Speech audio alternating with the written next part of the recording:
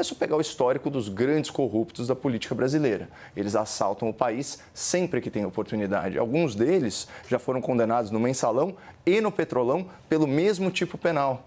Então, o que vocês acham que aconteceria se eles retornassem à política? Veja na sequência os comentários de Caio Coppola. Ele que é jornalista, analista e comentarista, trazendo sempre uma abordagem com muita lucidez e inteligência. E no vídeo de hoje você vai ver mais um debate infalível do Caio Coppola.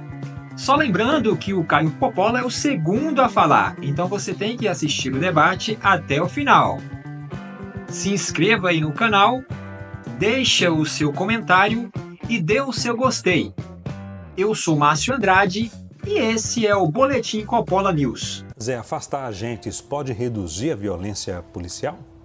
Olá, Leandro, olá, Caio. Eu vou me concentrar no tema. O tema é violência policial. Ao mesmo tempo, podemos discutir por que tem reincidência no Brasil, podemos discutir corrupção, podemos discutir vários das pontos que foram tangenciados pelo Caio. Mas vamos nos concentrar ao tema em debate. Depois, se houver tempo, claro, debatemos o resto.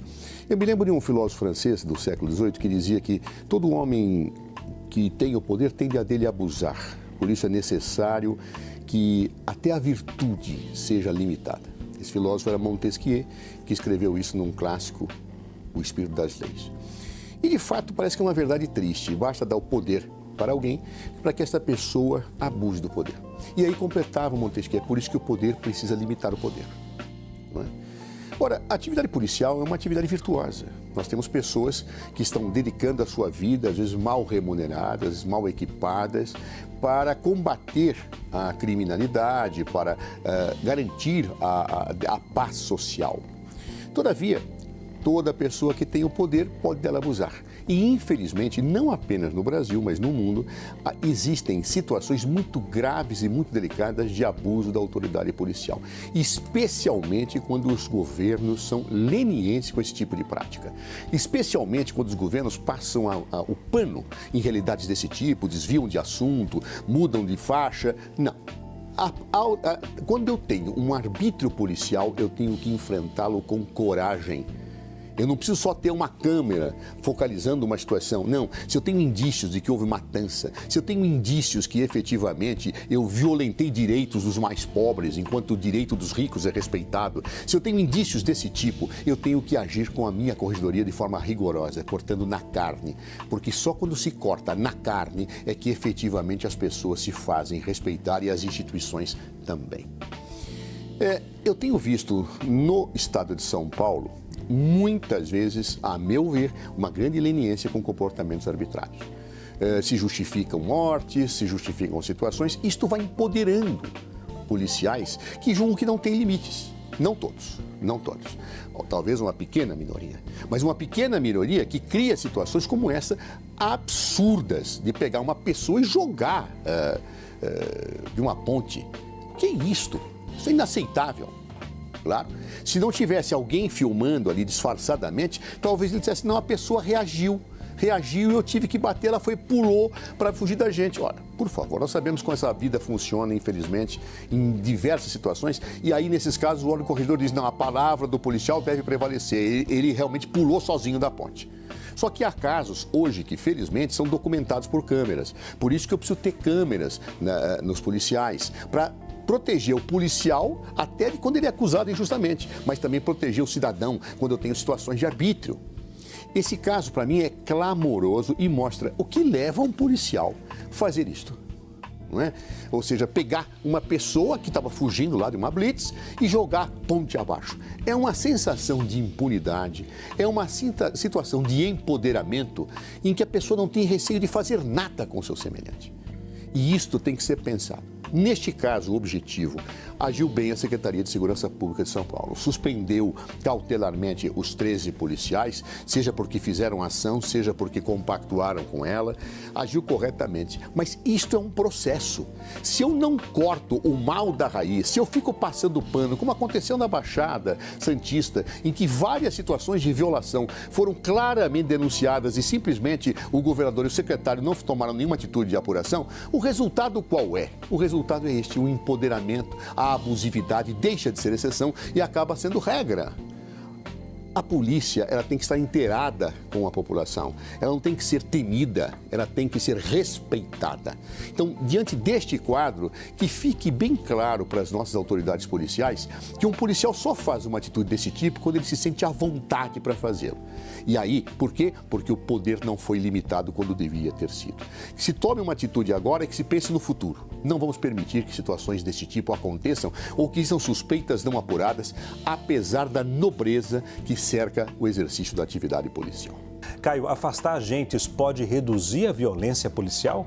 Olá, Leandro. Olá, doutor Zé Eduardo. Saudações à nossa audiência. Bom, preliminarmente, vale lembrar que, apesar do esforço da militância em emplacar a narrativa de uma polícia inimiga da sociedade, esse é um caso isolado.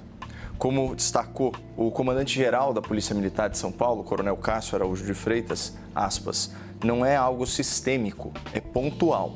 Numa instituição com 90 mil homens, que trabalha 24 horas por dia, atendendo a 30 milhões de ocorrências, nós vamos ter sim uma taxa de falha que tem naturalmente muita visibilidade, mas ainda assim é pequena.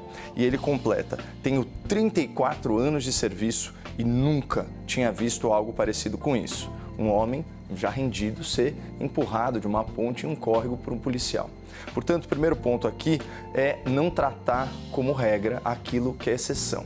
Mas, endereçando aqui a pergunta em discussão, é evidente que afastar policiais que abusam do seu poder ou que foram coniventes com esses abusos pode ter um impacto positivo nos índices de violência. É a mesma lógica que justifica afastar criminosos do convívio social, uma medida reconhecidamente benéfica para a segurança pública. O economista progressista americano Steven Levitt, que é PhD pelo MIT, é autor daquele best-seller Freakonomics, fez a seguinte afirmação depois de uma extensa pesquisa sobre esse tema da criminalidade.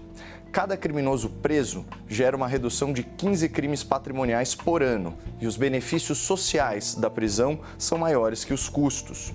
Ou seja, prender delinquentes é socialmente mais justo, mais útil e menos custoso do que mantê-los soltos. É por isso que a direita defende a prisão após julgamento de segunda instância, o aumento de penas, a redução das hipóteses de progressão de regime e a restrição a medidas de ressocialização, como aquela saidinha de presos. Tudo isso para prevenir que aquele indivíduo que já praticou delitos não tenha a oportunidade de incorrer novamente nesse mesmo comportamento antissocial e assim faça novas vítimas. Uma vez que a pessoa cruza a linha da moralidade, da legalidade, a probabilidade dela voltar a cometer crimes é muito maior. Isso não é preconceito, é ciência. Estado de São Paulo, fevereiro de 2024. Quantos presos voltam a cometer crimes no Brasil? Levantamento do Instituto Igarapé, com base em 111 estudos empíricos, mostra que a reincidência criminal no Brasil chega a 32%. 1/3 dos criminosos. Outro estudo do DEPEN, o Departamento Penitenciário Nacional, em parceria com a Universidade Federal de Pernambuco, mostra números um pouco mais altos. A reincidência atinge 37% em até 5 anos e alcança 42% se for considerada qualquer entrada no sistema prisional. Ou seja, como eu disse, não é preconceito, é ciência. Quem já cometeu crimes é mais propenso a cometer novos crimes. É só pegar o histórico dos grandes corruptos da política brasileira. Eles assaltam o país sempre que têm oportunidade. Alguns deles já foram condenados no Mensalão e no Petrolão pelo mesmo tipo penal. Então, o que vocês acham que aconteceria se eles retornassem à política? Um caso de sucesso da ressocialização? É claro que não. Mas, enfim, essa mesma lógica funciona para qualquer transgressor da lei. O melhor para prevenir novas ocorrências é afastá-lo, ainda que temporariamente, dos meios para causar maiores danos à sociedade. O que não faz sentido nenhum é o duplo padrão da esquerda brasileira, que exige, com razão, o afastamento de maus policiais, mas defende, por outro lado, o esvaziamento dos presídios com a soltura de dezenas e dezenas de milhares de traficantes, assaltantes e faccionados. Questão de formação dos policiais, dos agentes públicos de segurança, dos policiais, mais especificamente dos policiais militares que estão lá na ponta, que estão na ponta de lança. Então, ao meu ver, esse processo de recrutamento é um processo completamente errado, que não deveria ser dessa forma. Deveria ser de um outro jeito e não desta forma, tá? O que acontece? Essa questão da força de segurança do Estado, né, da força de segurança a nível, né, de país, a nível nacional, a nível federal, é uma questão aí herdada, né? A gente herdou isso aí desde lá a fonte, né, onde a gente bebeu, ela é greco-romana, né? Então desde os romanos, desde dos gregos primeiro, depois romanos, né? Então a gente herdou aí, teve essa herança aí dos greco-romanos, né? E o nosso camarada chamado Platão, ele já falava dessa classe dos guerreiros, né? Então o Platão, ele escreveu a República, e na República ele narra uma cidade ideal, né? E dentro dessa cidade ideal, ou desse estado ideal, tinha ali a classe dos guerreiros, ou a casta dos guerreiros, que não seriam qualquer pessoa, que não seria pessoas aleatórias, não é isso. Não é o que acontece no Brasil, que você faz lá uma provinha de concurso e você entra, né? Então, no que Platão narra na República, lá da sua cidade ideal, do seu estado ideal, esse cidadão, ele teria que ter toda uma formação desde muito cedo, né? Desde criança, para poder chegar ali, para poder ter realmente, de fato, uma aptidão para que fosse ali aquele agente de segurança, né? Que fosse o policial militar lá da época lá de Platão, né? Então teria que ter ali uma aptidão para a função, né? Para o desenvolvimento da função, né? Uma aptidão mental, uma aptidão psicológica, aptidão física, né? Uma aptidão energética e tudo mais, né? Porque senão a coisa iria acontecer, né? Supostamente, como acontece hoje.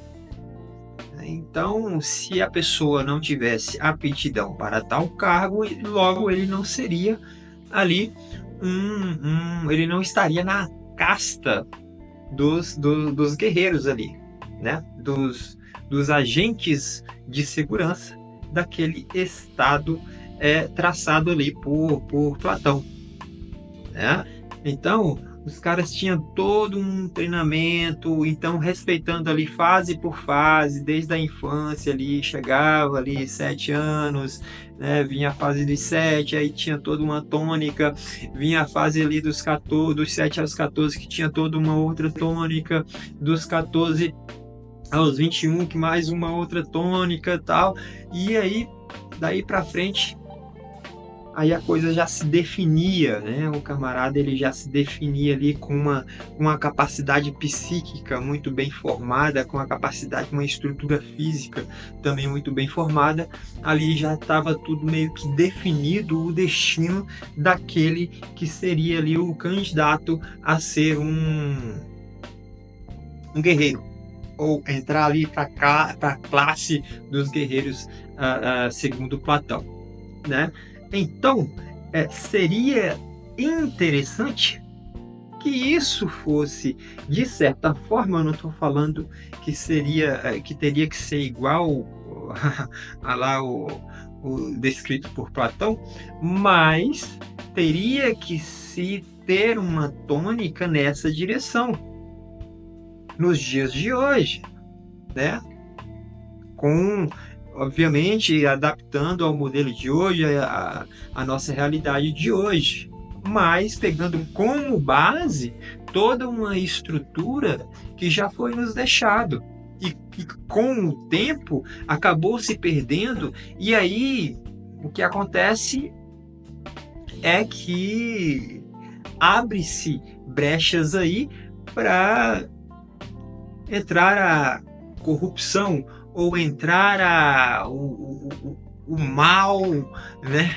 O mau caráter, para o mau caráter agir, né? Por que mau caráter? Porque não houve uma formação de caráter desde pequeno ali, tudo mais, tal, para ser ingressado, para esse agente, para esse indivíduo ser ingressado na força de segurança, como disse Platão, na classe na casta ali dos guerreiros, né? Então, acima de tudo, tem que haver uma formação de caráter desde as bases. Isso fazendo ali, isso tendo como uma tônica já de provimento para esse indivíduo, né? Para esse pretendente, para esse candidato a entrar futuramente na força de segurança do Estado. Isso deveria ser implementado nas escolas aqui no Brasil, né? Só que é complicado porque nem essa questão do cívico-militar aí a galera tá querendo deixar, né? Nem a questão do cívico-militar já Bolsonaro colocou alguma coisa, né? Colocou algumas escolas, em alguns estados adotaram, aí já estão querendo voltar atrás, o Lula tá querendo tirar tudo. Enfim, é uma bagunça total. Mas, de fato, o que eu acho que funcionaria, e funcionaria muito bem, é justamente essa questão aí, dessa formação desde muito cedo, né? Desde muito cedo, porque chegaria à vida adulta com um caráter bem formado, e aí para servir como agente público a coisa seria muito mais interessante mesmo. Beleza? É isso, até a próxima, valeu, fui!